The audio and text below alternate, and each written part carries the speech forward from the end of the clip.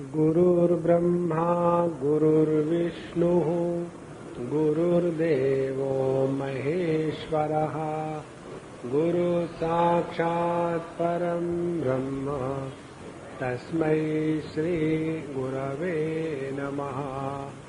तस्मै श्री गुरवे नमः।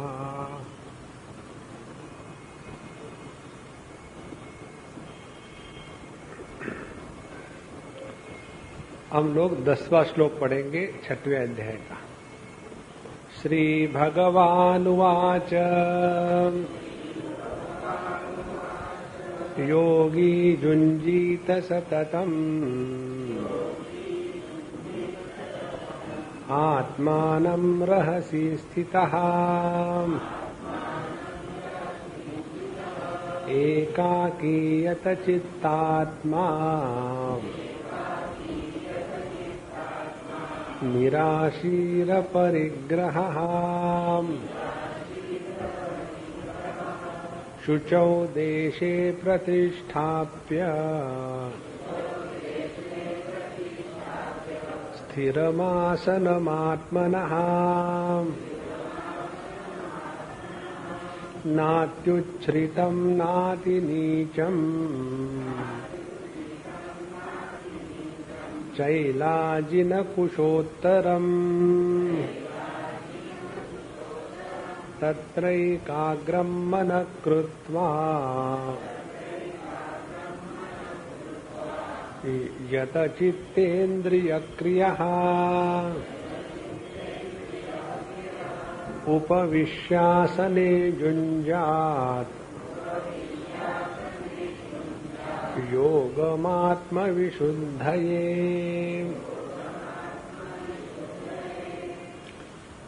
जब तक हमारा जगत के साथ का व्यवहार ऐसा समत्वपूर्ण ना हो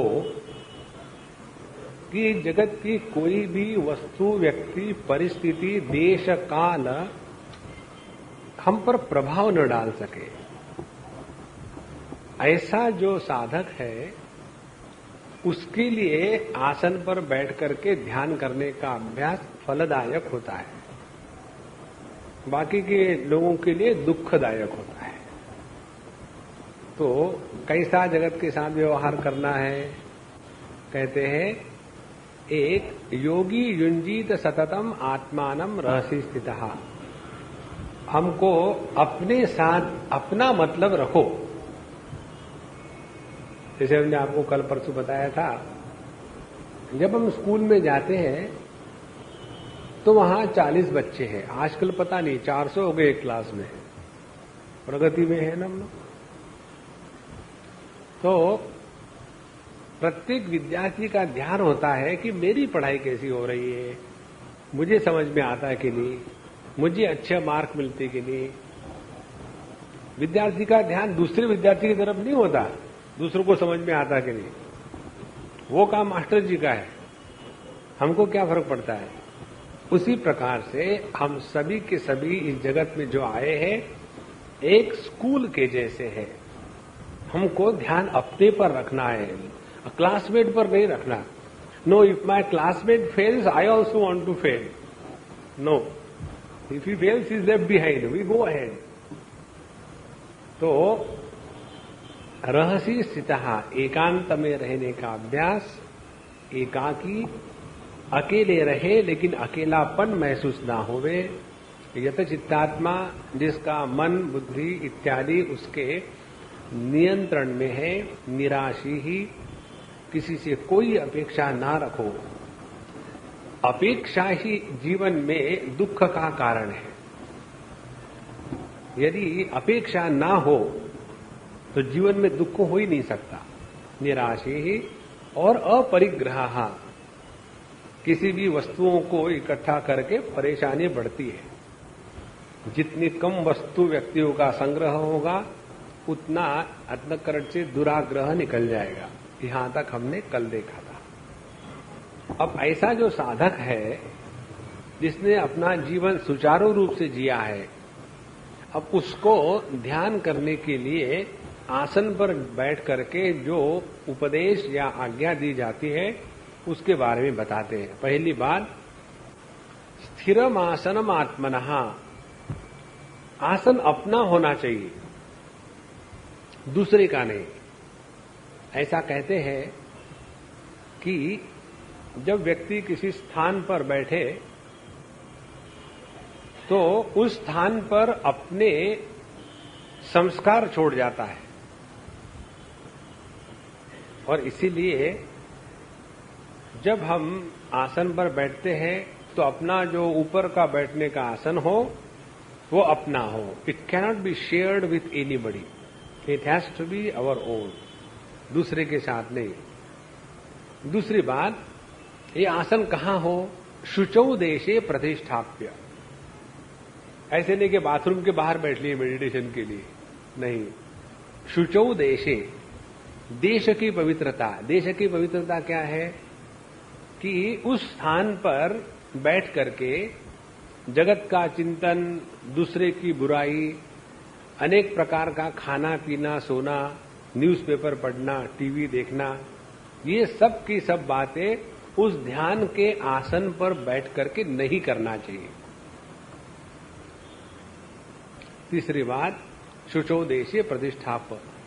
अच्छा, ये देश की पवित्रता भिन्न भिन्न प्रकार से होती है।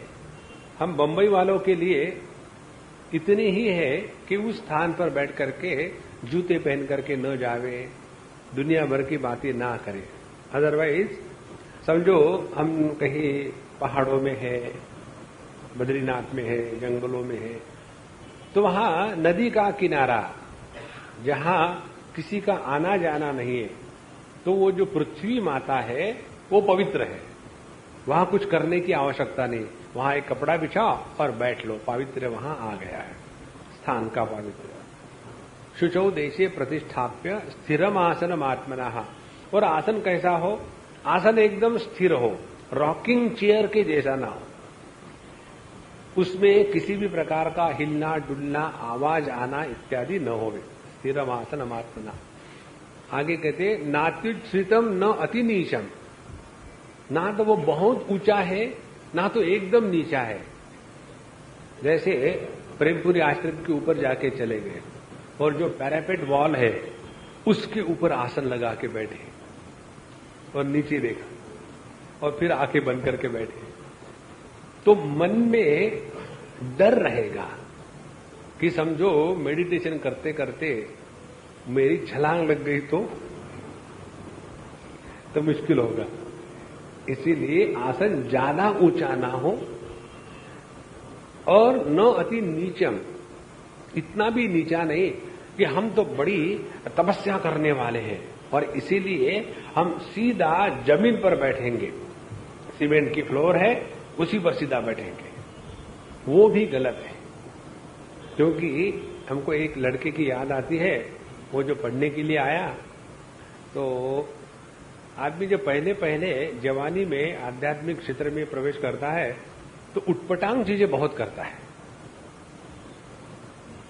कहीं चित्र देख लिया, विवेकानंद का स्टैचू देखा, एक रॉक के ऊपर, पत्थर के ऊपर में बैठ करके मेडिटेशन कर रहे हैं, वो स्टैचू है, तो वो पत्थर भी पत्थर का है, वो स्टैचू भी पत्थर का है, तो पत्थर पत्थर को नहीं तकलीफ देता।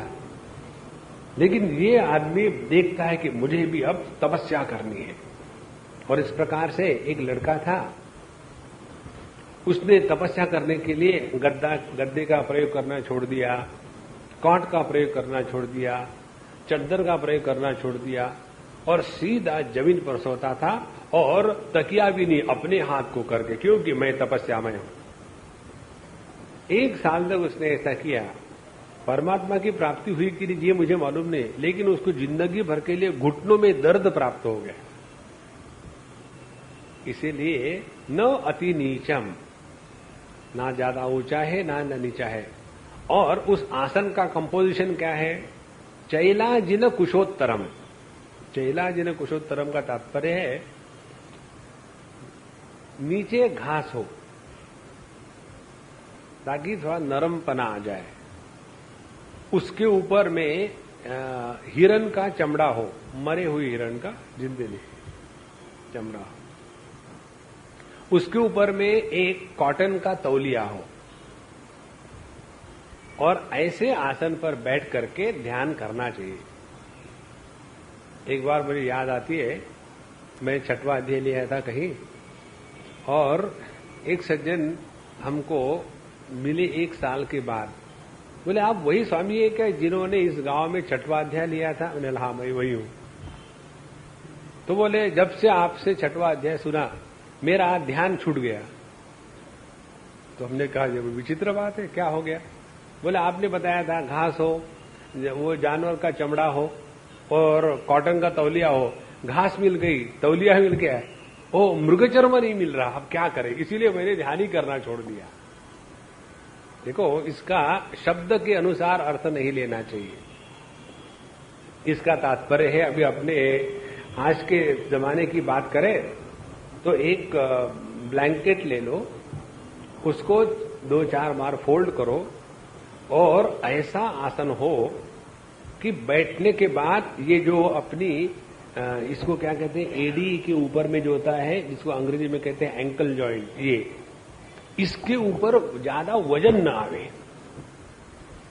हमने कई लोगों का देखा है, उनके वहां यहां कहीं ना कहीं ज्यादा वजन पड़ करके ऐसे फोड़ा हो जाता है, फिर उसमें पस निकलता है। क्या हो गया? ये मेडिटेशन की देन है।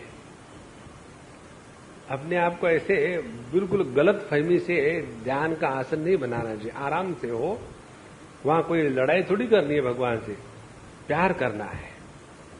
अच्छा महाराज, चैलाज न कुशोत्तरम, आगे वहां बैठ के करे क्या? तत्रैकाग्रम मन कृत्वा, फिर अपने मन को एकाग्र करे। मन को एकाग्र करने की पद्धति इस प्रकार से है कि मन अनेकाग्र कैसा होता है, पहले इसको समझ लें। हम लोगों को मन की 2 स्थितियां मालूम है, एक तो अनेकाग्र स्थिति और दूसरी शून्याग्र स्थिति। अनेकाग्र स्थिति होती है जगत के साथ व्यवहार करने में, सपने में, और शून्याग्र स्थिति होती है सुषुप्ति अवस्था में। एकाग्र स्थिति कभी होती ही नहीं। मन की एकाग्रता किसको कहते हैं? पातंजल योग दर्शन के अनुसार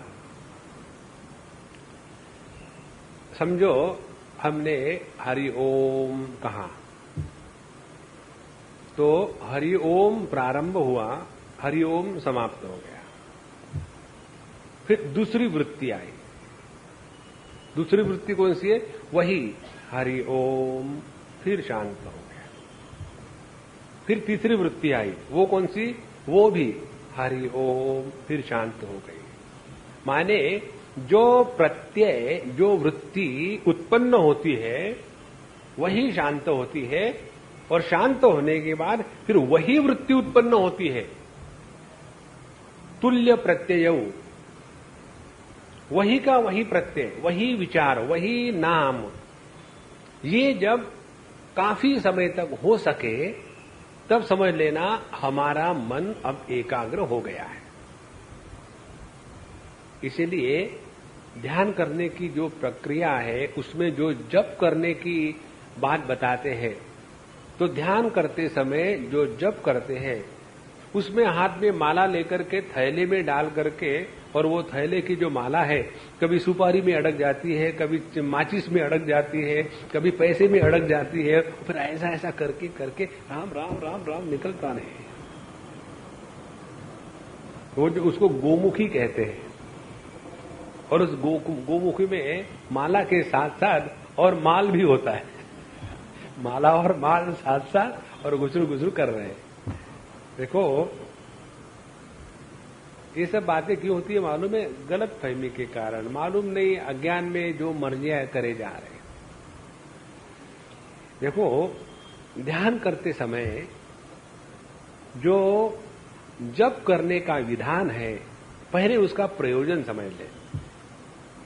उसका प्रयोजन है मन को एकाग्र करने का प्रयत्न। उस समय भगवान का नाम लेने से महात्मा नहीं है।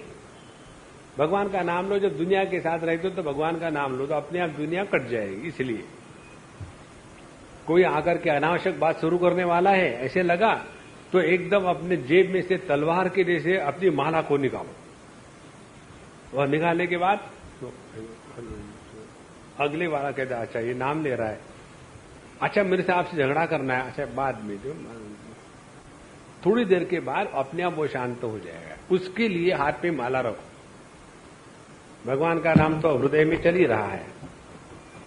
तो जब ध्यान के लिए बैठते हैं उस समय जप करने की प्रक्रिया इस प्रकार से बताते हैं।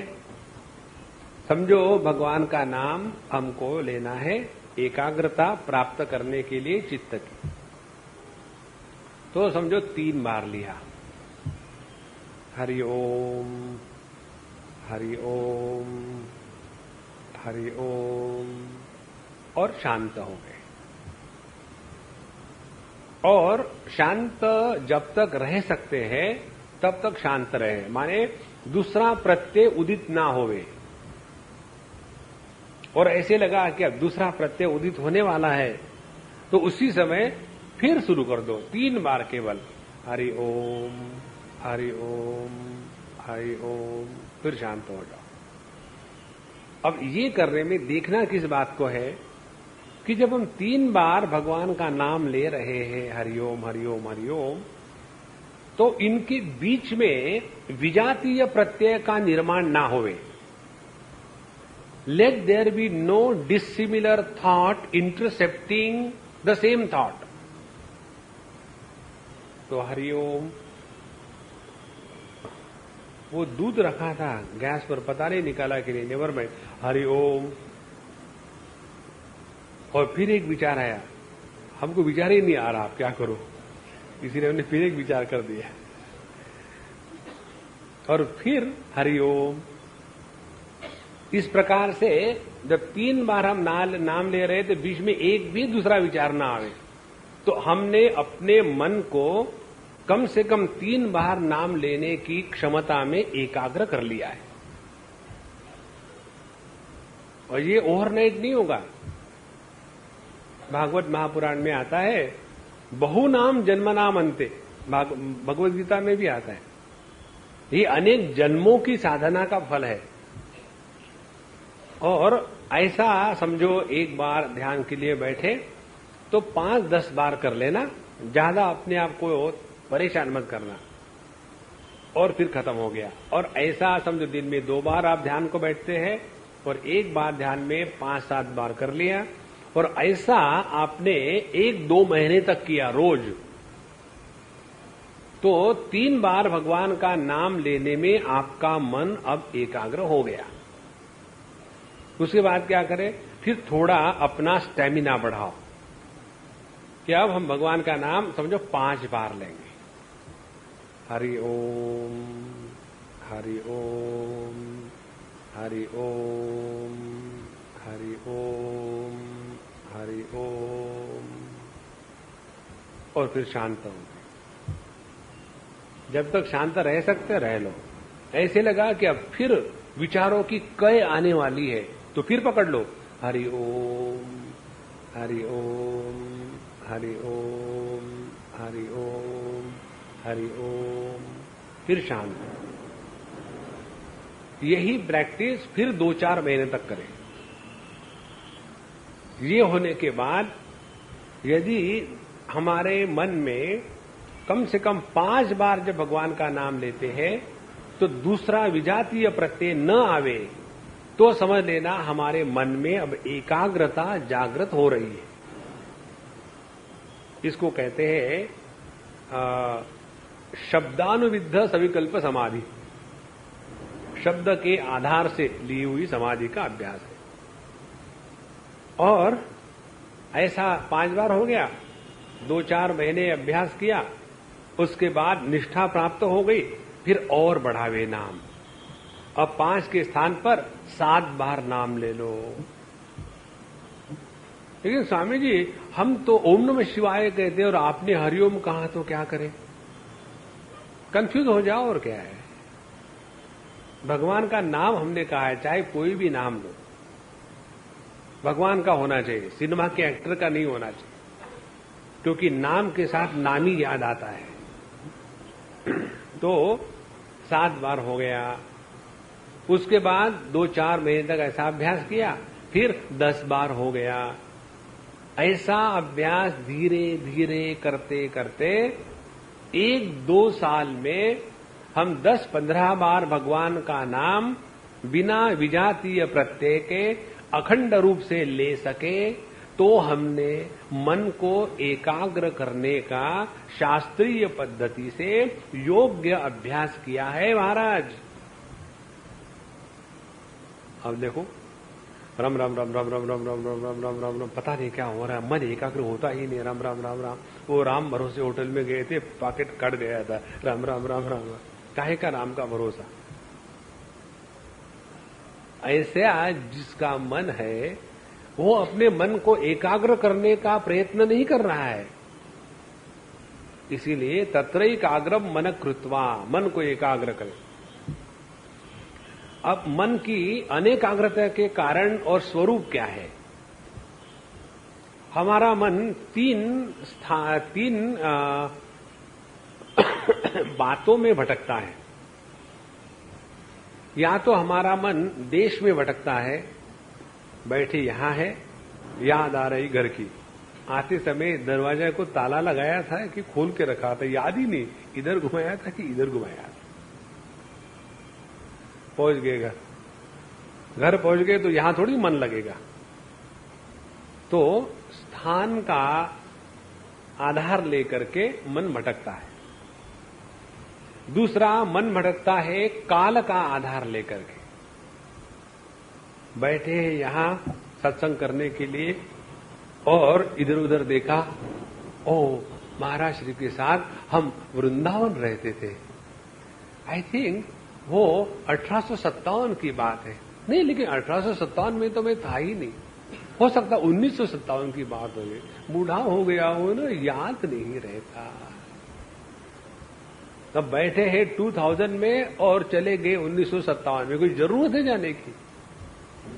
ऐसे नहीं कि हम बुरी चीज को लेकर ही मन से काल में भटकते हैं, अच्छी चीज को लेकर ही मन से काल में भटकते हैं। अब आपको एक उदाहरण दूं उसके बारे में, इसको देखना। समझो आप बैठे हैं और हम आपको सुनाएंगे नहीं, समझो सुना रहे हैं कैलाश मानस के यात्रा का आनंद या कष्ट, और हम 2-3 ही लोग हैं समझो। तो जब हम कुछ सुनाएंगे अपनी बात कि जब हम वहां मानस की ये कैलाश की प्रदक्षिणा कर रहे थे तो ऐसा हुआ, तो आप सुनेंगे थोड़ी, Swami ji excuse me, yes, हम जब गए थे अमरनाथ तब की बात है। क्योंकि आपका मानस सेकेंडरी है, हमारा अमरनाथ प्राइमरी है। इसका कारण क्या है कि जिस काल को लेकर के मेरा अहम जुड़ा है वही मेरे लिए महत्व की बात है, दूसरे की कोई महत्व की बात नहीं।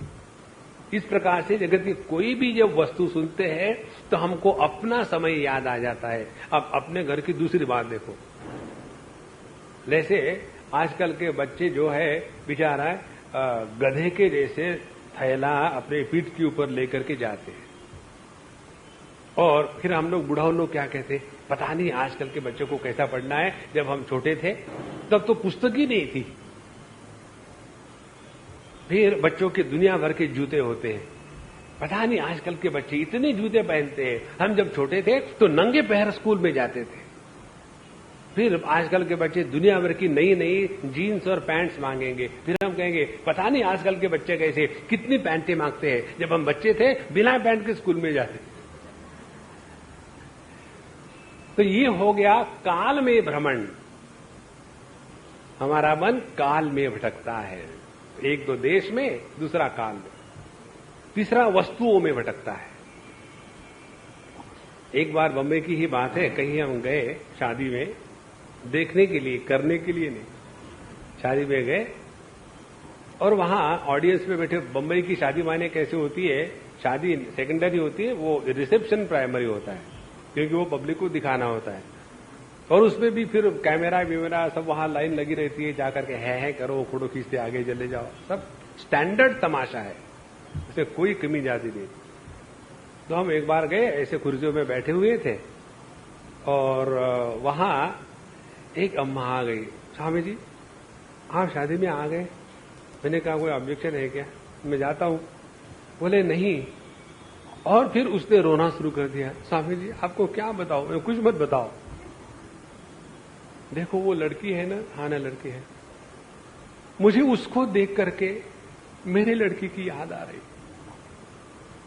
तो हमने कहा फिर सुखी होना चाहिए ना, दुखी होने की क्या बात है। स्वामी जी आपको मालूम नहीं, वो नहीं रही इस दुनिया में। तो मैंने कहा अरे अरे अरे क्या, कब हो गया, अभी कुछ हो गया क्या? नहीं, जब वो 6 महीने की थी तब मर गई थी। अब आप हो गई हो 80 साल की बुढ़ाऊ और वो लड़की 6 महीने की होके मर गई, सुखी हो गई। नहीं तो आपके साथ रही थी तो दुखी रही थी। तो किसी भी वस्तु व्यक्ति को देख करके किसी और की याद आना, उसमें हमारा मन भटकता है। देखो, तो मन के भटकने के 3 कारण हो गए, देश, काल और वस्तु। तो इन 3 कारणों को लेकर के मन को बांध के रखना, उसको कहते हैं तत्रैकाग्रम मन कृत्वा, और इसको योग की भाषा में कहते हैं, उसी को कहते हैं संयम। संयम माने जिस मन को एक देश में, हृदय में बांध के रखा है। अरे भैया अब ये जब तक ध्यान का अभ्यास नहीं होता, हृदय से बाहर मत जाओ, पक्का पकड़ लो। लेकिन इस हॉल में कौन कोई बैठा हुआ है, अपन को क्या फर्क पड़ता है बाबा, हृदय में बाहर निकलना नहीं। उसके बाद दुनिया भर के चिंतन के स्थान पर कन्हैया को रख दो, बस 10 मिनट के लिए जब तक बैठेंगे केवल कन्हैया का ध्यान करेंगे। तो देश को लेकर के जो मन का एकाग्रीकरण है उसको कहते हैं धारणा का अभ्यास। वस्तु को लेकर के जो मन का एकाग्रीकरण है उसको कहते हैं ध्यान का अभ्यास। और ये जितने लंबे समय तक हम रख सकेंगे उसको कहते हैं समाधि का अभ्यास। 3 बातें होती, धारणा, ध्यान, समाधि। और ये तीनों जब परिपक्व हो जाती है तब जाकर के हमारा मन संयमित हो गया। और ये जो संयमित मन है उसी को कहते हैं एकाग्र मन। जब ऐसा मन हो जाता है तो ऐसी मन की जो एकाग्रता है उसका स्वरूप क्या है। एकाग्रता का अर्थ ऐसा मत करना कि धागे को, एक बार हमने कैंप में ये मजा की थी, जो बूढ़े बूढ़े थे, पति इधर पत्नी इधर, दोनों से एक दूसरे सामने, और जो मोटा होगा वो दौड़ेगा और जो पति पत्नी में पतला होगा वो खड़ा रहेगा। समझो पत्नी मोटी है, नॉर्मली ऐसा ही होता है, पत्नी मोटी है और वो पति महाराज पतले हैं, तो वो खड़े अपनी जगह में और इतना अंतर रख दिया। और पति के हाथ में सुई और पत्नी के हाथ में धागा। वो वहां से हम जब सीटी बजाएंगे तो दौड़ के आवे और वो अपने पति के हाथ में जो सुई है उसके अंदर में वो धागा डाले। दोनों बूढ़ा हो। तो जब वो हम धागा डालते उसमें तो पहले तो उसको थूक लगाएंगे, उसके बाद पति महाराज पकड़ के रखते हैं। वो हिल रहा है क्योंकि बुढ़ापे में सब कोई हिलता ही है, हिल रहा है। और पत्नी महारानी वो भी कम थोड़ी है, तुम हिलते तो मैं हिल रही हूं। अब वो दोनों उसमें धागा डाल रहे, डाल दिया और निकाला, दोनों अलग। तो एकाग्रता का तात्पर्य ऐसे नहीं कि एकदम एक कोनेदार मन हो गया, वो एकाग्रता नहीं है। एकाग्रता का तात्पर्य है हमारा वो स्वातंत्र्य जिसके द्वारा हम अपने मन को जिस विषय में चाहे, जितने समय तक चाहे और जब चाहे एकाग्रता से लगा सकते हैं, उस क्षमता को कहते हैं, उस स्वातंत्र्य को कहते हैं मन की एकाग्रता। तो तत्र एकाग्रम मन कृत्वा, वहां आसन पर बैठे और मन को एकाग्र किया। तो तत्र एकाग्रम मन कृत्वा यत चित्तेन्द्रिय क्रिया, और वहां बैठ करके इस मन को एकाग्र करने के लिए क्या, चित्त इंद्रिय क्रिया यत, जिसने अपने इंद्रिय की और चित्त की क्रियाओं को अपने नियंत्रण में रखा है। हमारा जितना कर्मेंद्रिय का प्रपंच है वो ध्यान के समय अपने आप शांत हो जाता है। जो ज्ञानेन्द्रिय का भाग है उसमें सिर्फ जो हमारा श्रवणेन्द्रिय कान जो है उसको नियंत्रण में लाना प्रारंभ कर दे तो बाकी 9 इंद्रिय अपने आप ठिकाने पर आ गए एक को। इसीलिए जब ध्यान के लिए बैठते हैं तो किसी भी प्रकार के शब्द के द्वारा प्रभावित नहीं होना, ये नियम बना लो। ये एक बड़ी अच्छी साधना है। वो ये है कि अपने जीवन में ऐसा एक नियम बना ले कि भैया हम किसी भी कारण से, किसी भी व्यक्ति से कभी भी विक्षेप को प्राप्त नहीं होंगे। ये नियम बना। स्वामी जी, जब आपकी शादी हो जाती ना तब पता चलता आप ऐसे कैसे बोलते। ये सभी के हृदय का वाक्य मैं जोर जोर से सुन रहा हूं, इसीलिए मैं बोल रहा हूं। आपको अकेले कुर्सी पर बैठ करके बोलने में क्या होता है, इनके साथ रह के देखो पागल हो जाएंगे, लेकिन मैं ही जो हूं उनको पागल बना। श्री कृष्ण। तो यत चित्तेन्द्रिय क्रिया, अपने चित्त इंद्रिय के क्रियाओं पर नियंत्रण रखना माने विक्षेप को प्राप्त नहीं होना। उपविश्यासने युञ्जात योगम। अब तीसरी महत्व की बात, ध्यानाभ्यास बैठ के किया जाता है, लेट के नहीं किया जाता। एक सज्जन हमारे स्वामी जी के डिवोटी, पुरानी बात है, काठमांडू की बात है, हम वहां कठोपनिषद ले रहे थे सुबह में और स्वामी जी शाम को शायद 15वां अध्याय ले रहे थे। तो वो बोले, उस समय हम ब्रह्मचारी थे, उन्होंने को कहा देखो ब्रह्मचारी जी, स्वामी जी से तो बात करने में, पूछने में हमको डर लगता है। तो हमने कहा हमारा डर नहीं लगता। बोले है, आपका क्या डर लगना है। ठीक है। बोले इसलिए हम आपसे पूछते हैं। क्या पूछे? बोले हम स्वामी जी की इतने पुराने डिवोटी है, बहुत सालों से हम सुन रहे हैं, जब से स्वामी जी ने 1951 में शुरू किया तब से हम सुन रहे हैं। बहुत अच्छी बात है। पहला इंट्रोडक्शन बड़ा लंबा होता है ताकि घबरा के रहो। फिर मैं क्या करूं? बोले एक ही मेरा डाउट है मेडिटेशन को लेकर के। कौन सा? बोले जब मैं सुबह उठता हूं तो लेटे लेटे ही ध्यान करता हूं, इसके बारे में स्वामी जी से पूछने को मुझे डर लगता है, तो आप बताइए। तो हमने कहा डरने की कोई बात नहीं, सो जाओ। देखो कहीं भी शास्त्रों में लेट करके ध्यानाभ्यास करने का विधान नहीं है।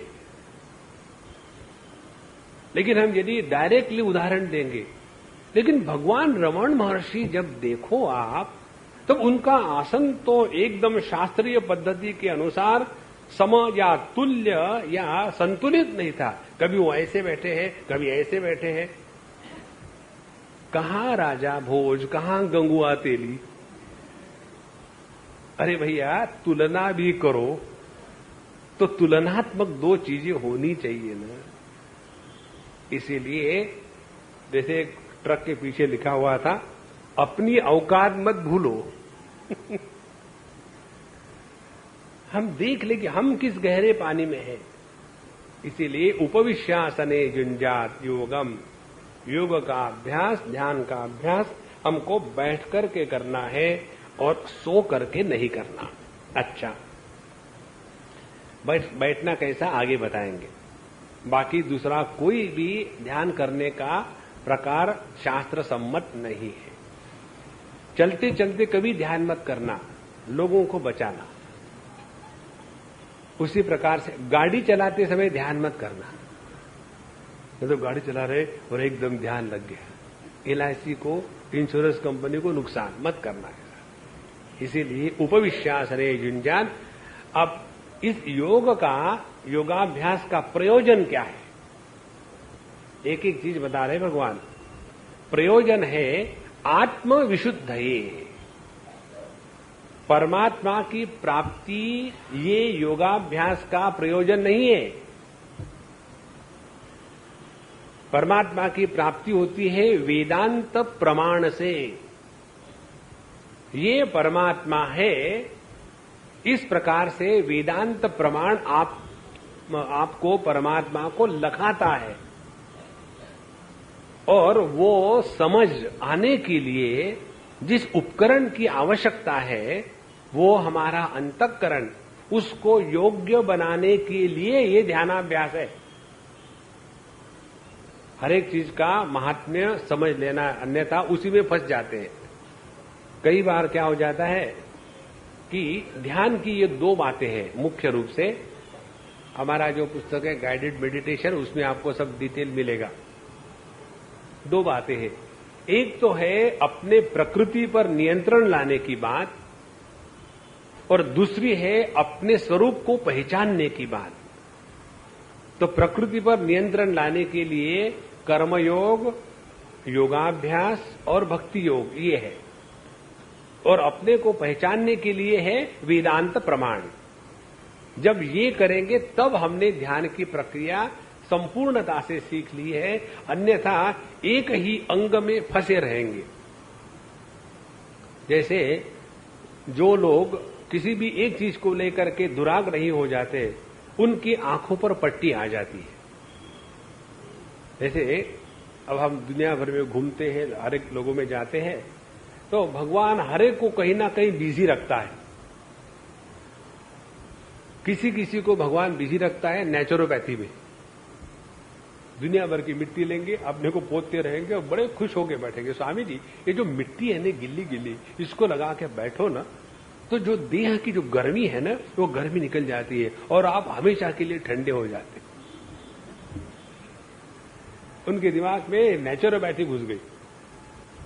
और फिर वो कहेंगे कि देखो, ये जो है ना, आप जैसा खाना खाते हो मनुष्य के जैसा वैसा मत खाना, पशु के जैसा खाना, उबला हुआ या वो कौन सा व्हीट ग्रास या स्प्राउटेड थिंग्स, वो खाओ और आपकी तबीयत एकदम ठीक रहेगी, भैंस के जैसे।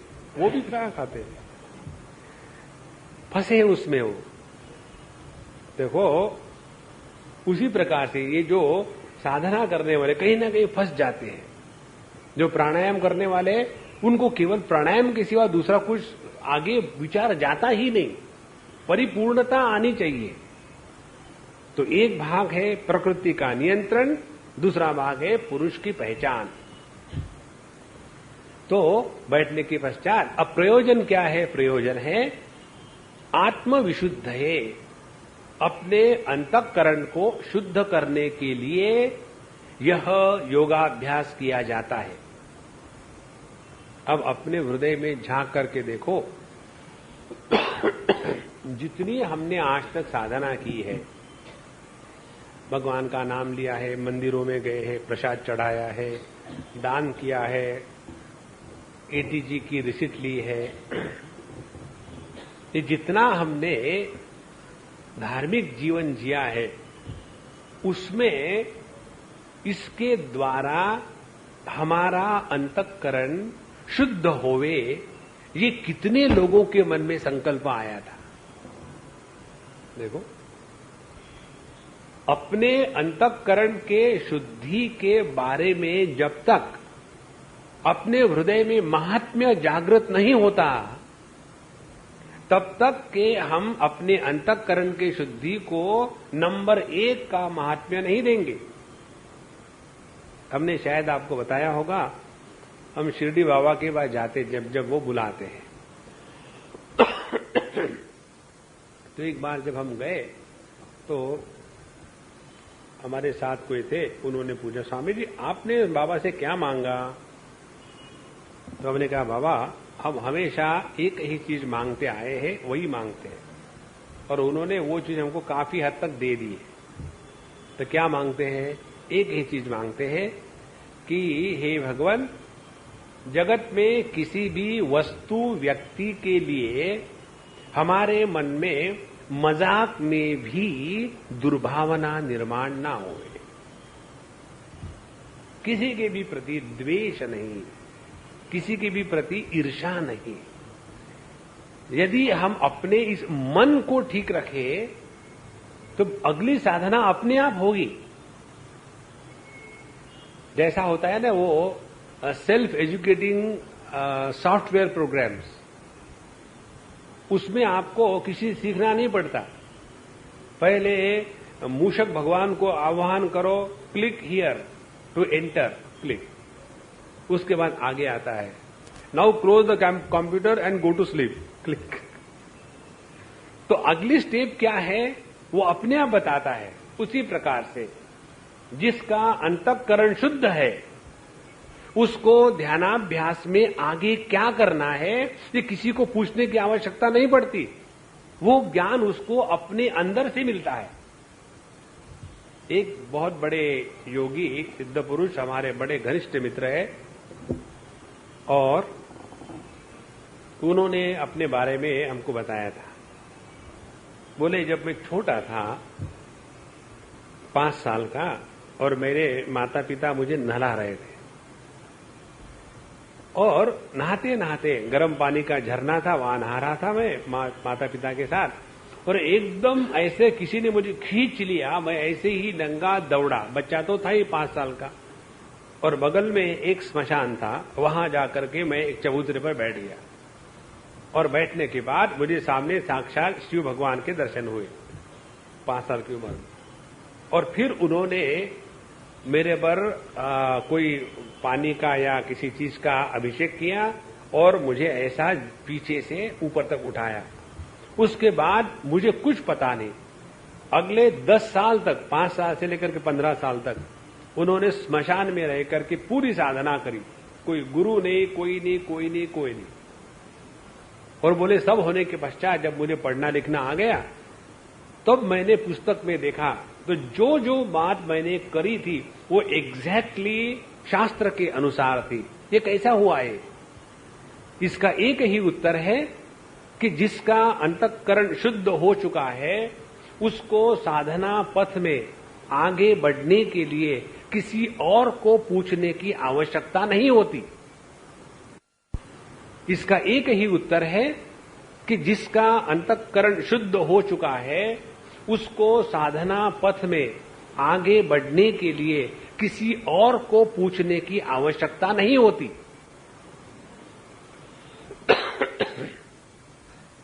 हम लोग तो जो महात्मा है उसको जाकर पूछेंगे। और उसके बाद एक अम्मा ने हमको पूछा, स्वामी जी मेरा ये डाउट है, कुछ प्रश्न पूछा। तो हमने कहा अम्मा ये प्रश्न आपने कितने महात्माओं को पूछा? स्वामी जी आपको कैसे पता चला है? अब 25 महात्मा से एक बात पूछो तो वो 25 प्रकार से बताएंगे, और आपके मन में पहले 25 कंफ्यूजन ऑलरेडी थे, 25 और आ गए, तो आप 50% कंफ्यूज। इसीलिए साधना योग्य दिशा में चलने के लिए सबसे आवश्यक बात है अपना अंतःकरण शुद्ध हो। अंतःकरण की शुद्धि का तात्पर्य है जगत के वस्तु व्यक्तियों को लेकर के राग द्वेष निर्माण ना होवे। अंतःकरण की शुद्धि का तात्पर्य है किसी के अच्छे बुरे कहने से मानापमान की भावना निर्माण न होवे। 2 बात, तब जाकर के हमारा आत्मविशुद्ध योगम जुंजात समझ में आ गया। अच्छा महाराज, ये जो योगाभ्यास है ना, ये धोबी घाट है। जैसे आप चले जाओ अपने कपड़े लेकर के गंगा जी के घाट पर कपड़े धुलने के लिए, जब वहां पहुंच जाएंगे और अपने कपड़े धोने शुरू करेंगे, और यदि कपड़े में गंदगी है, मैल है, तो कपड़े धोएंगे तो उसमें से मैल ही निकलेगा ना, और जब मैल निकलेगा तो क्या दुख होगा, अरे अरे मेरे कपड़े से मैल जा रहा है, अरे अच्छी बात है। उसी प्रकार से ध्यान के लिए जब हम बैठते हैं, हर एक की यही समस्या है, स्वामी जी नॉर्मली तो हम ठीक रहते हैं, लेकिन जब ध्यान के लिए बैठते हैं ना तो बड़े उल्टे सीधे विचार आते हैं। इसीलिए मुझे लगता है ध्यान के कारण ही मन में बुरे विचार आते हैं। लो, ये समस्या क्यों आई? ये इसलिए समस्या आई कि अंतःकरण शुद्ध नहीं है। यदि अंतःकरण शुद्ध हो तो ये बात समझ में आ जाती है। तो समझ का जो इंस्ट्रूमेंट है वो है आत्मविशुद्ध है। इसीलिए योगाभ्यास का तात्पर्य है अंतःकरण के शुद्धि में निष्ठा प्राप्त करने के लिए हम लोग योगाभ्यास करते हैं। अच्छा महाराज, आगे चलते हैं। 13वां श्लोक। समम काय शिरो ग्रीवम धारयन्नचलं स्थिरः संप्रेक्ष्य नासिकाग्रं स्वम् दिशश्चानवलोकयन्।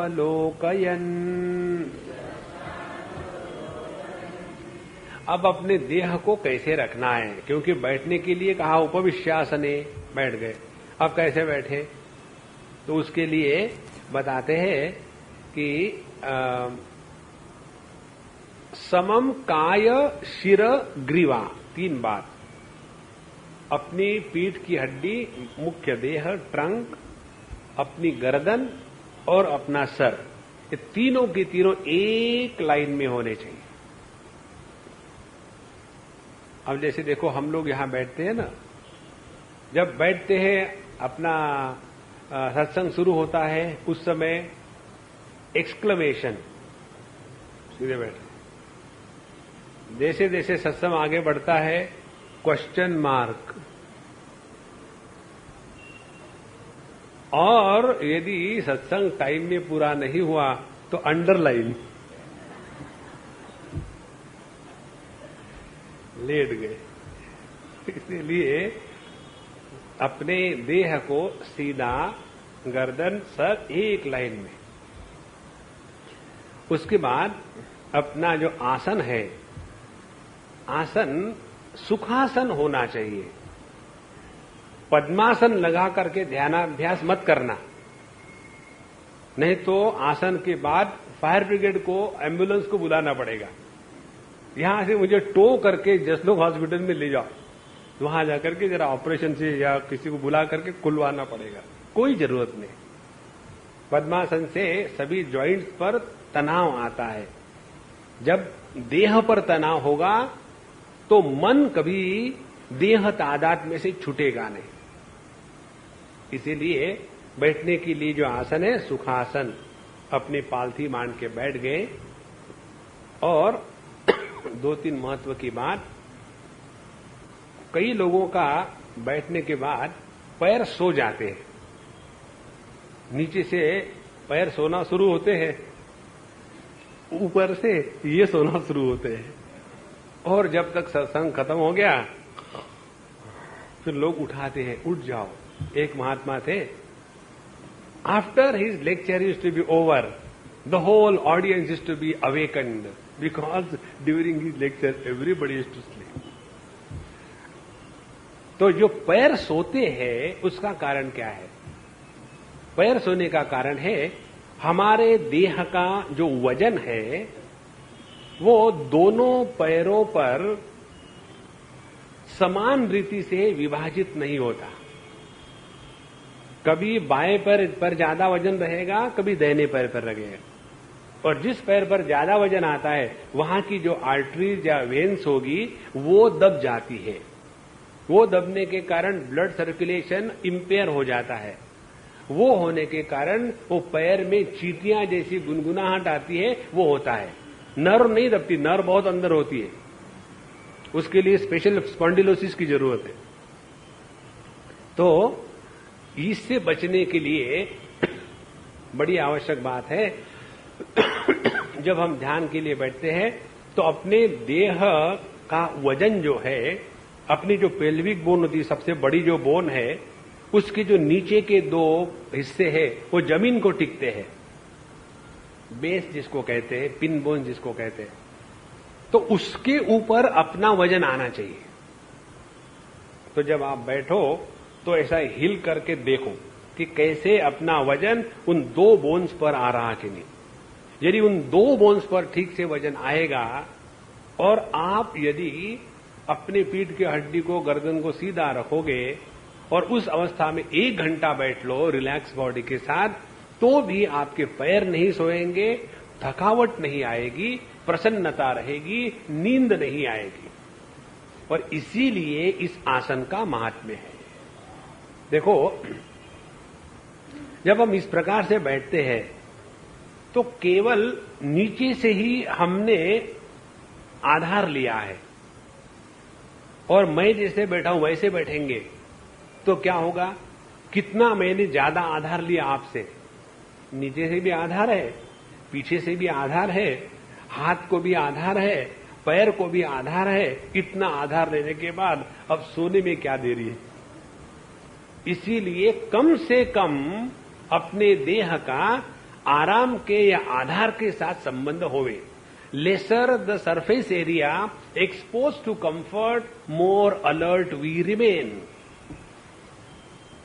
और इसका महत्व यह है कि जब हमारा ब्रेन और स्पाइनल कॉर्ड सीधी एक लाइन में रहता है, तब हमारी जो शक्ति का चलन वलन है वो बढ़िया चलता है। और इसीलिए समम काय शिरोग्रीवम धारयन अचलन स्थिरहा, इसको धर के रखना है। कैसे? अचल और स्थिर दो शब्द है। स्थिर होना चाहिए नीचे से, इडली के पत्थर की जैसा नहीं बैठे श्री राम जय जय राम, श्री राम जय जय राम। नो, नीचे से स्थिर और ऊपर वर्टिकल अचल। ऐसे नहीं कि जैसे कुछ हो गया है और अपना भूत चढ़ गया है, न देवी घुस गई, संतोषी माता घुस गई अंदर में और घू शुरू हो गया। नहीं, base stabilize, vertically no movement, स्थिर और अचल। ये हो गया आसन का।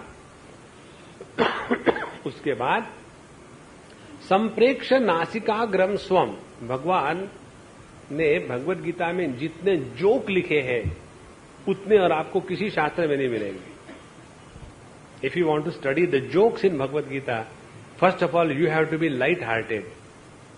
भगवत गीता सुनते पढ़ते समय यदि अर्जुन के साथ तादात्म्य करोगे ना तो जिंदगी भर रोते रहोगे।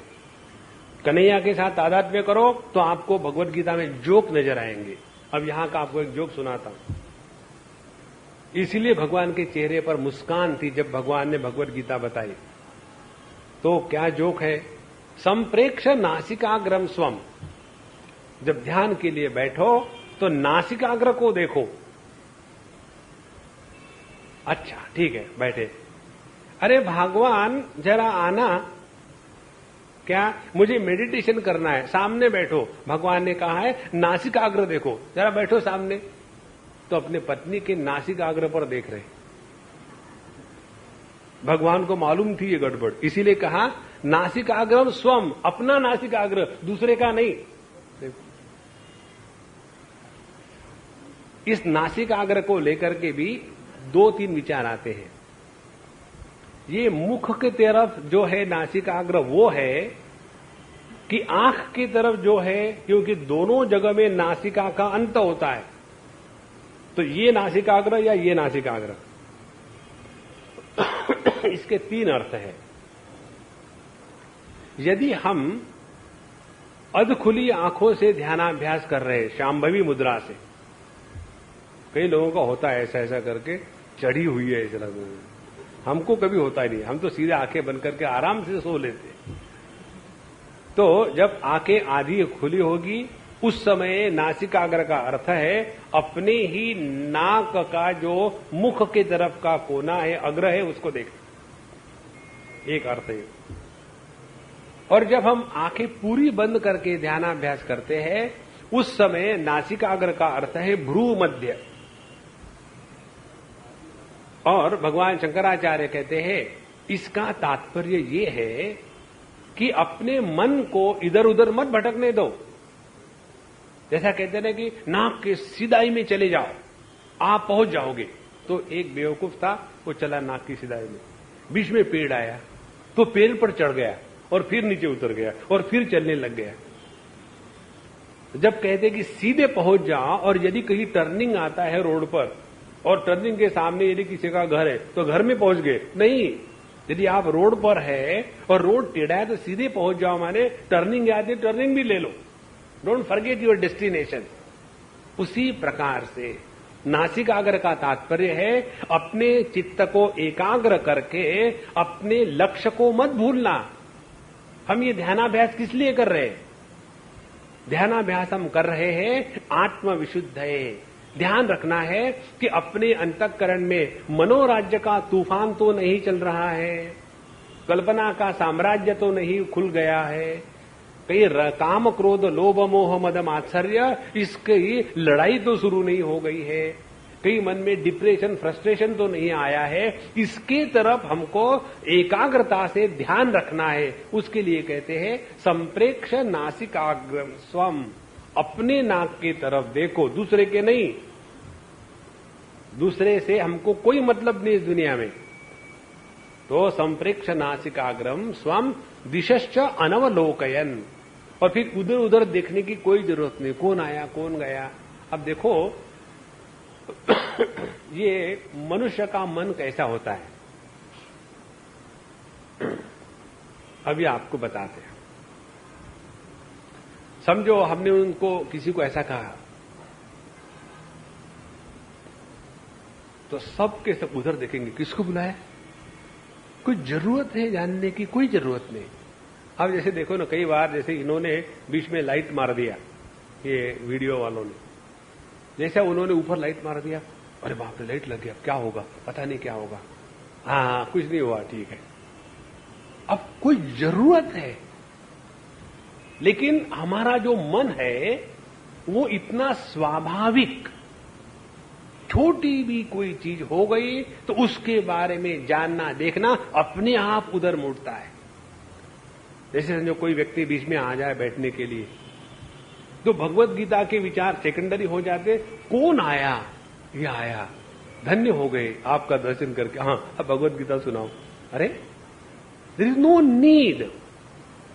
लेकिन ये हमने अपने मन को स्वभाव बना दिया है, इसीलिए दिशश्च अनवलोकयन। अब हमको इधर उधर कहीं देखना नहीं है, माने इधर उधर के किसी भी विषय का चिंतन नहीं करना है, सब कुछ हो गया है, बस एकाग्रता मन में आ जावे। दिशश्च अनवलोकयन, ये हो गया स्थूल भाग, इसको कहते हैं ध्यान की बहिरंग साधना। उसके बाद कहते हैं अब आ गए अंतःकरण पर। पहला हो गया बाहर का, बैठना कैसे, उठना कैसे, कैसे नाक देखना कान देखना, हो गया। अब आते हैं प्रशांतात्मा। अच्छा हमने पढ़ा नहीं 14वां श्लोक, प्रशांतात्मा विगत भी ब्रह्मचारी व्रते स्थितः मन संयम्य मच्चित्तः युक्त आसीत मत्परः। अब ध्यान के लिए बैठे तो अपनी मानसिक स्थिति कैसी होनी चाहिए। चलो फिर से ध्यान करना है, चलो बैठ लेते, जल्दी जल्दी बैठो, ध्यान करना है। देखो जबरदस्ती से कुछ नहीं होता। ध्यान करने के पहले अपना मन अति प्रसन्न चाहिए। जिसका मन प्रसन्न होगा वही व्यक्ति परमात्मा को मिलने का अधिकारी है। जो कॉन्स्टेंटली कह रोते रहता है वो व्यक्ति ध्यान नहीं कर सकता। इसीलिए पहली बात है प्रसन्न आत्मा। जो व्यक्ति नित्य निरंतर प्रसन्न रहेगा उसने 95% साधना कर ली है। देखो चाहे वो हिंदू हो चाहे मुसलमान हो, स्त्री हो पुरुष हो, चाहे भगवान कृष्ण को मानता हो या शिव जी को मानता हो, अय्यंगार हो या अय्यर हो, इट मेक्स नो डिफरेंस। महत्व की बात यह है कि हमारा मन नित्य निरंतर प्रसन्न रहता है या नहीं। क्योंकि देखा हमने जितनी भी साधना है इसका प्रयोजन क्या था? प्रयोजन था आत्मविशुद्ध है। अंतःकरण की शुद्धि का तात्पर्य है अंतःकरण नित्य निरंतर प्रसन्न रहना। नहीं तो भगवान का नाम लेते भी रहे और चिड़चिड़ करते भी रहे, गुस्सा भी करते रहे, अपने गुस्सों को जस्टिफाई भी करे, तो ऐसा जो व्यक्ति है किचकिच किचकिच करने वाला, वो ध्यान का अधिकारी नहीं है। इसीलिए प्रसन्नात्मा, जब हम अपने प्रियतम को मिलते हैं तो मन में कैसी लगन होती है, मन में कितना प्यार होता है। उसको हम मिलने जा रहे हैं, इस कल्पना मात्र से मन में कितनी प्रसन्नता आती है। और यदि ये ना हो और हम अपने प्रियतम को मिलने जा रहे, पता नहीं फिर उसी को मिलना है, अरे बाबा हस्बैंड वाइफ थोड़ी है, प्रियतम है। नारायण। तो प्रसन्न आत्मा, आगे कहते हैं विगत भी ही। विगत भी ही का तात्पर्य है जिसके हृदय से डर निकल चुका है। जो डरपोक है वो ध्यानाभ्यास नहीं कर सकते। हमारी मुंडकोपनिषद की श्रुति कहती है नायम आत्मा डरपोके न लभ्यः। इस परमात्मा की प्राप्ति जो बलहीन है उसको नहीं होती। डर किस बात का लगता है? डर लगने के लिए केवल कल्पना काफी है। जैसे एक सज्जन ने हमको पूछा था, एकांत में पूछा था, तो स्वामी जी इसका किसी को उदाहरण मत देना, और मैं दे रहा हूं। जो भी लोग मेरे से बात करते हैं ना, पहले ये बता देते स्वामी जी हमारा उदाहरण मत देना किसी को, क्योंकि आप लेक्चर में बता देते हो। हमने कहा कि बता भी देंगे तो किसको पता चलेगा कि ये बेवकूफी आपकी है? नो बड़ी विल नो। हम तो नाम बताते ही नहीं। तो उन्होंने प्रश्न पूछा, और स्वामी जी हंसना मत, ठीक है मैं रोऊंगा, अब बोलो। उनका प्रश्न ये था, स्वामी जी मुझे हमेशा ये लगता है कि मैं ध्यान के लिए बैठा हूं और थोड़ी देर के बाद लेविटेट होना शुरू हो जाएगा, माने मैं ऐसे ऊपर ऊपर हवा में उठना शुरू हो जाएगा। और यही एक ही विचार मेरे मन में हमेशा आता है। और समझो ऐसा हो गया और मैं ऊपर गया तो क्या होगा? हमने कहा यदि फैन के ब्लेड हो गए तो कट, तो मुक्ति हो जाएगी। और यदि सीलिंग होगा तो उसको तोड़ करके आप ऊपर चले जाओगे। आप देखो,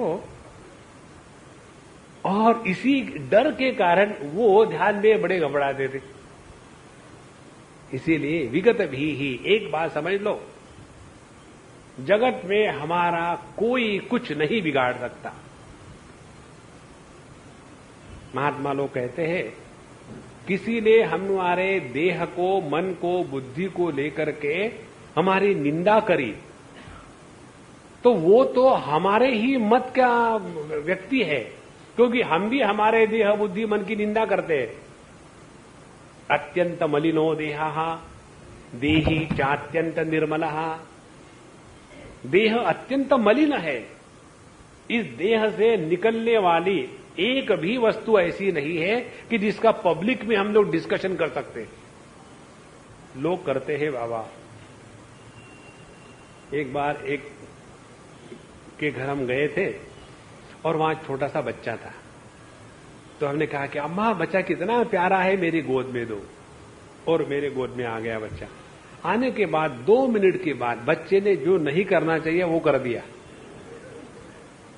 तो मैंने कहा अम्मा ले लो, क्या तुम्हारे बच्चे ने समझ रखा है मुझे, मैं कोई बाथरूम आनंद हूं, ले जाओ इसको। और जब मैंने ऐसा कहा वो मां इतनी खुश हो गई, स्वामी जी आप धन्य हैं। मैंने कहा कि धन्य, उसने यहां गड़बड़ी कर दी। बोले नहीं स्वामी जी, 3 दिन से ये टट्टी नहीं गया था, आपकी गोद में आ गया और मेरी चिंता दूर हो गई। तो मेरी बढ़ रही है, उठाओ जल्दी।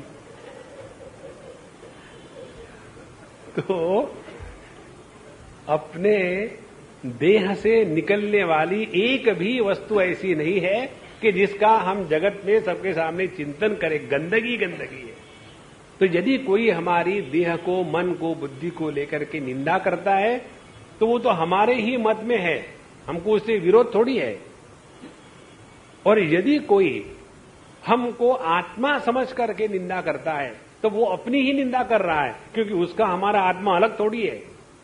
देखो, ये विचार करने की प्रक्रिया है। इसीलिए विगत भी ही किसी प्रकार का डर हृदय में ना होवे। एक महत्व की बात, आदमी को डर लगता है, जब परिग्रह हो तब डर लगता है, जब परिग्रह ना हो तो डर नहीं लगता। कहाँ की बात है, हम आंध्र प्रदेश में गए थे और वहां एक महात्मा से दर्शन हुए। फिर महात्मा जी ने किसी दूसरे उनके भगत को बुलाया कि भाई स्वामी जी को अमुक अमुक स्थान पर पहुंचा दो। तो जब हम उस भगत के यहां गए, तेलुगु भगत था, तो उनके यहां गए, कार हमारे पास थी हमारी। तो हमने पूछा, भाई हमको फोन करना था, आपके यहां से फोन कर ले। बोले स्वामी जी हमारे यहां फोन नहीं। तो हमने कहा ठीक है, हमारा ड्राइवर है नहीं अब इस समय, तो चलो आपकी गाड़ी में जाकर के एसटीडी से फोन करके आते। बोले स्वामी जी हमारी गाड़ी भी नहीं है। तो हमने कहा तुम इतने बड़े सेठ बन के बैठे हो इस गांव के, इतनी बड़ी तुम्हारी दुकान है, ये कैसा है, घर में फोन नहीं और गाड़ी नहीं, कैसे काम चलाते हो? बोले स्वामी जी एक चीज का मुझे बड़ा डर लगता है, यदि फोन हो तो दुनिया के लोग इतने आकर के फोन करते हैं, यहां पैसा कोई देता नहीं, और भले यहां का सेठ जी हूं, इन्हीं लोगों के साथ मुझे रहना है, इसीलिए डर के मारे मैंने फोन ही नहीं रखा। क्योंकि परिग्रह है। तो जिस वस्तु का परिग्रह होगा उतने हम ज्यादा डरेंगे इस जगत में। यदि कुछ खोने के लिए है ही नहीं तो काहे का डर लगेगा। एक लड़की, उसके जीवन में बड़े कष्ट आए और उसके जीवन के कष्ट इतने भयानक थे कि हम कल्पना भी नहीं कर सकेंगे। तो एक, और कभी वो रोती नहीं थी, हमेशा हंसती रहती थी। एक दिन वो मेरे पास आई, कहती स्वामी जी जगत का ऐसा एक भी दुख नहीं है। हमने उसको पूछा था कि तुम किस चक्की का आटा खाती हो बेटा, हमेशा हंसती रहती हो? तो उस समय उसने बताया था कि स्वामी जी इस दुनिया का एक भी दुख का ऐसा नहीं है कि जो मैंने नहीं भुगता हो। अब मुझे इससे और ज्यादा दुखी होने की संभावना ही नहीं है, इसीलिए मैं मस्त रहती हूं। देखो, इसीलिए विगत भी ही डर डर करके साधना मत करो, आपका कुछ नहीं होने वाला, वहीं के वहीं बैठने वाले हो। आगे ब्रह्मचारी व्रते स्थितः, ब्रह्मचारी व्रते स्थितः का तात्पर्य है हमारा मन नित्य निरंतर शुद्ध चैतन्य में ही रहे। एक योगी अम्मा है, हमारी पहचान की है, उत्तर प्रदेश की है। उसने हमको एक बार बताया कि बोले स्वामी जी ये बताओ कि मन का चैतन्यीकरण कैसा होता है। मैंने कहा कि तुमने ये कहां से सीखा मन का चैतन्यीकरण करना? बोले हमारे गुरु महाराज ने बताया, लेकिन आगे कुछ बताया नहीं। उन्होंने बताया देखो बेटा, भगवान का नाम लेते रहो और जब तुम्हारे मन का चैतन्यीकरण हो जाएगा तब तुमको सब कुछ मिल गया। मैं तब से परेशान हूं, मन का चैतन्यीकरण करना माने क्या? जैसे डॉलर के रुपए करना माने एक्सचेंज काउंटर पर जाओ हो गए, उसी प्रकार से मन का चैतन्यीकरण करना माने क्या? तो मन का चैतन्यीकरण करना माने इस मन में द्वैत के विचारों का 100% अभाव। जब द्वैत के वृत्तियों का पूर्ण अभाव हो जाएगा तो जो अखंड ब्रह्माकार वृत्ति है, उस अखंड ब्रह्माकार वृत्ति को भगवान ने यहां ब्रह्मचारी व्रते स्थितः कहा है।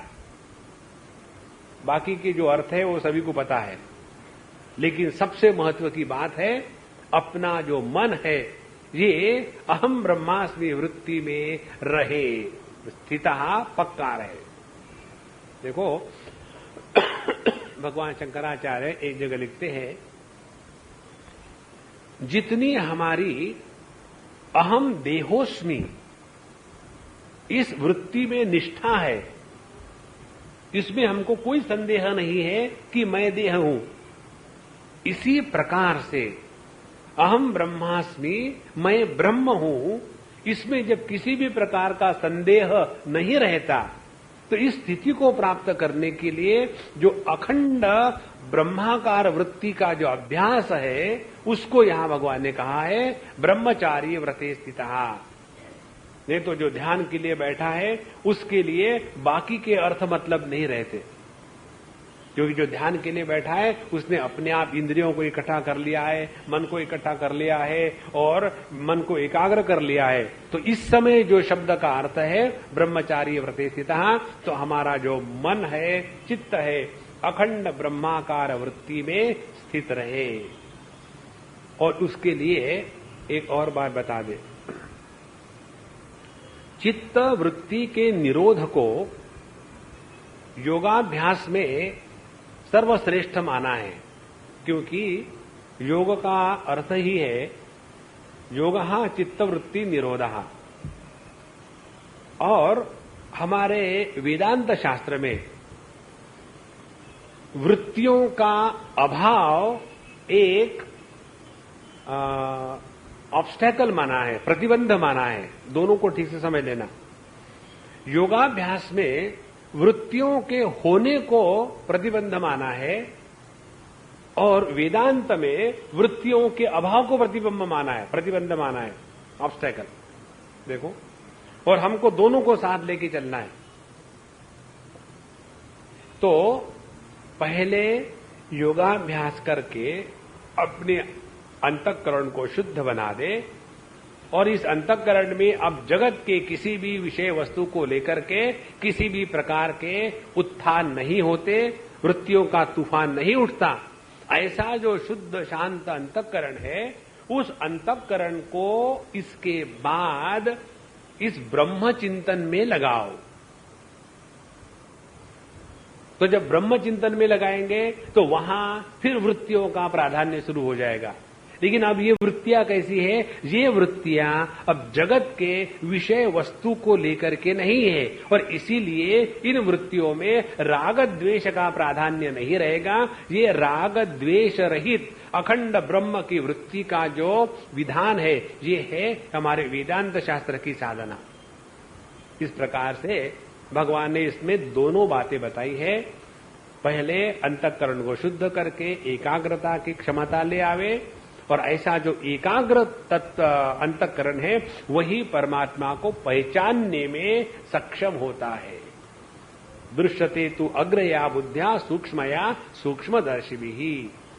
यह जो परमात्मा है यह एकाग्र बुद्धि से, सूक्ष्म बुद्धि से ही दर्शन के योग्य है, अन्यथा नहीं। उसके बाद कहते हैं मनः संयम्य, मन का संयम करना। अब मन किसको कहते हैं? देखो, जैसे इंद्रिय हमारी होती है ना, आंखें, तो आंखें ये गोलक जिसको कहते हैं, अंग्रेजी में कहेंगे स्ट्रक्चरल आई, और इन आंखों में दृष्टि है जिसके द्वारा हमको दर्शन होता है। तो जो दृष्टि है वो फंक्शन है। So, in these eyes we have got two things. One is structural eye and second is functional eye. उसी प्रकार से जब हम अंतःकरण चतुष्टय की बात करते हैं तो उसमें मन, बुद्धि, चित्त, अहंकार, चार बातें आ गई। लेकिन इसमें स्ट्रक्चरल भेद नहीं है, दिस ओनली फंक्शनल भेद। जैसे उदाहरण के लिए एक आदमी है और उसके चार फंक्शन हैं। एक उसका फंक्शन पत्नी के संदर्भ से पति का है, दूसरा उसका फंक्शन पुत्र के संदर्भ से पिता का है, तीसरा उसका फंक्शन पिता के संदर्भ से पुत्र का है, और चौथा उसका फंक्शन जो है वो इन-लॉज के दृष्टि से आउटलॉज का है। 4 फंक्शन हो गए। तो ये 4 फंक्शन करने वाला जो व्यक्ति है वो स्ट्रक्चरली वही है। ऐसे नहीं जब वो पत्नी के साथ जब व्यवहार करता है तो उस समय तुरंत स्विच दबा दो, 2 ओनिडा के सिंह आ गए, एक आ गया, अब पत्नी के साथ है। और जब अपनी मदर इन लॉ के सामने गया तो वो अंदर चले गए, दुम पीछे चले गए हैं करके बैठ गए। नहीं, स्ट्रक्चरली सेम, नो डिफरेंस। उसी प्रकार से हमारे अंतःकरण में वृत्तियों के जो भिन्न भिन्न स्टेजेस है उसको लेकर के मन बुद्धि चित्त अहंकार कहते हैं। जब वृत्तियों की स्थिति संदेहात्मक होती है तो वृत्तियों की संदेहात्मक स्थिति को मन कहते हैं, वृत्तियों की निश्चयात्मक स्थिति को बुद्धि कहते हैं, वृत्तियों की जो मेमोरी की स्थिति है, जो हम चीजों को याद रखते हैं, तो यादगार की जो वृत्तियों की स्थिति है उसको चित्त कहते हैं। और इन सब का ओनर जो है, ये मेरी वृत्तियां है, ये मेरा संदेह है, ये मेरा डिसीजन है, ये जो अहम वृत्ति है इसको कहते हैं अहंकार। तो ये जो मन बुद्धि चित्त अहंकार है उसमें से कहते भगवान मनः संयम्य। तो मन का संयम करना हमने अभी आपको बताया, देश काल वस्तु के दृष्टि से धारणा, ध्यान और समाधि, इसके द्वारा हम अपने मन को संयमित करें। उसके पश्चात मत चित्त, फिर उस मन को संयमित करने के बाद जो चित्त है, और चित्त में क्या भरा हुआ है, चित्त में भरी हुई है दुनिया। जो चित्त शब्द लिखा जाता है ना, चित्त, दूसरा चित्त और तीसरा चित्त। तो जो चित्त है वो शुद्ध चैतन्य, जो चित्त है वो संचित कर्म है, और जो चित्त है उन सभी संचित कर्मों के संस्कार जब हमारे अंतःकरण पर हो जाते हैं तो उसी अंतःकरण को चित्त कहते हैं।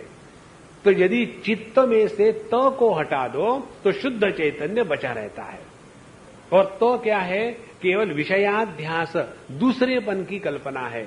तो जब तक हमारे अंतःकरण में दूसरेपन की कल्पना या द्वैत का विचार रहेगा तब तक के हमारा चित्त बना हुआ है। और इस चित्त के नाश के लिए समझ के द्वारा, वेदांत के विचार के द्वारा हम यह द्वैत का निराकरण कर देते हैं, तब जाकर के चित्त का चित्त हो गया।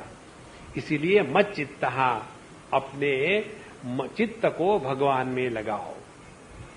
उसके बाद युक्त आसीत मत परहा, इस प्रकार से योग में स्थित होकर के मत परहा, इस जगत में सर्वश्रेष्ठ वस्तु क्या है, तो केवल परमात्मा।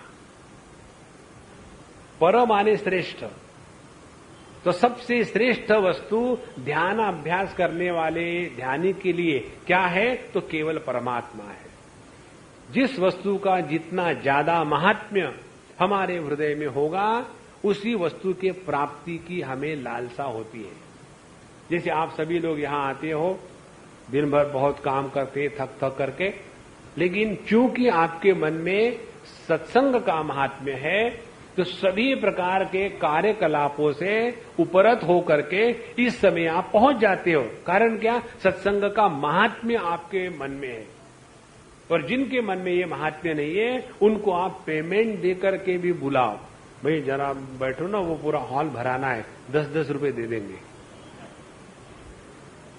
तब भी वो नहीं आएंगे, क्योंकि उनके हृदय में अभी उसका महात्म्य जागृत नहीं हुआ है। इसीलिए हमारे हृदय में सबसे महत्व की बात यदि कोई है तो परमात्मा। इसलिए मत परहा, तो मनः संयम्य मत चित्तः, भगवान में मन लगा है, इसलिए लगा है कि हमारा जो सर्वश्रेष्ठ है वो केवल परमात्मा है। उसके बाद अब 15वें श्लोक में कहते हैं, युञ्जन्नेवं सदात्मानम् योगी नियत मानसः शांतिम निर्वाण परमाम मत संस्थामधिगच्छति।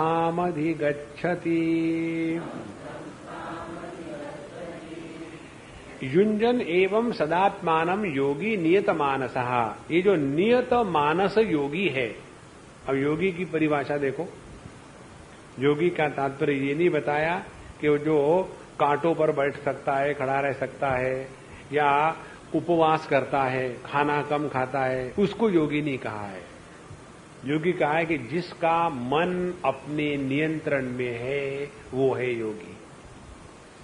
इसीलिए जितनी भी साधना है, चाहे आप कर्म करो, चाहे भक्ति करो, चाहे योगाभ्यास करो, इस सब का प्रभाव अपने मन को नियंत्रण में रखने में यदि हो रहा है तो हमने समझ के साथ साधना करी है, अन्यथा नासमझी से साधना में लगे हुए हैं। और फिर ऐसे लोगों के सामने यही समस्या आती है, पता नहीं इतने सालों से हम सत्संग में जाते हैं लेकिन कोई भी हमको रिकॉग्नाइज नहीं करता। इसका कारण क्या है? बिना समझदारी के ये सब हो रहा था। तो एवं नियत मानसः योगी युंजन सदात्मानम, इस प्रकार से अपने आप को इस साधना में हमेशा लगा के रखना है। आप चाहे एक आध बार खाना भूल जाओ,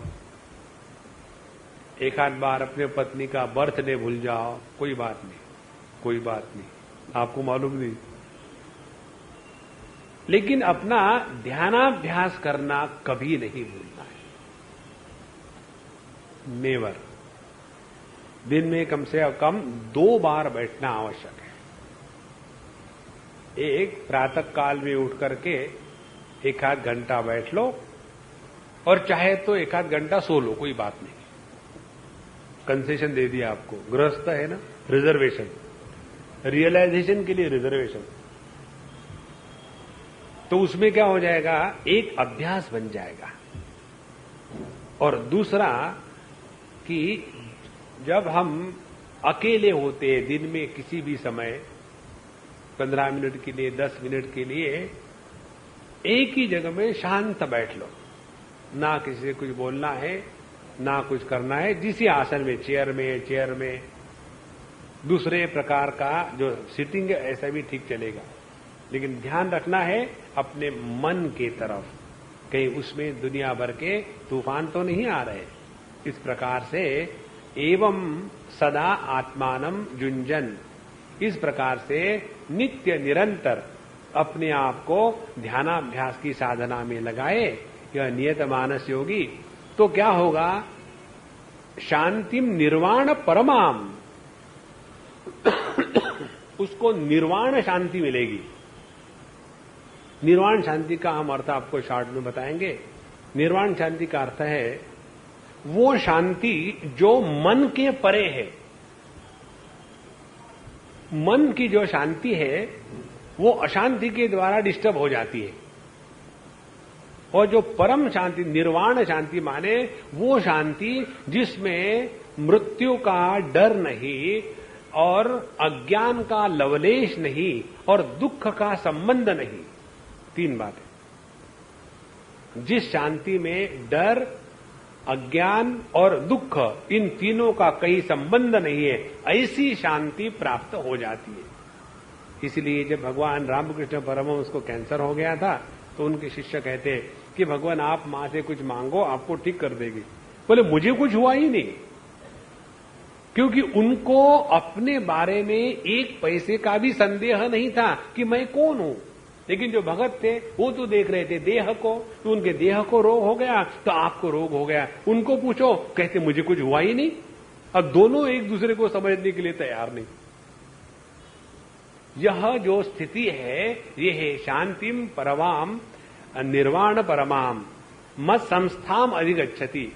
मत संस्था, फिर वो मेरी ऑर्गेनाइजेशन में ज्वाइन हो जाता है।